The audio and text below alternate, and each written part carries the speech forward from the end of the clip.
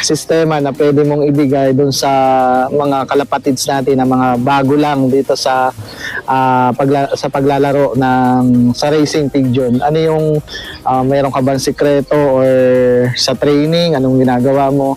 Kwentuhan lang tayo. Ano yung mga mostly ginagawa mo? Ang inagaw ko talaga sa pag-training talaga sa una, hindi ako na talaga napasok na sama agad sa mga truck. Kasi nandiyan yung mga virus, ang pagkadami, nandiyan yung mga one-eye cold. Kaya kailangan, training ako, sariling training ko talaga. Pag medyo malayo na, doon pa lang ako, halimbawa malapit na mag-derby, doon ko pa lang asakay yung aking mga ibon na para masanay silang kumala sa, sa truck.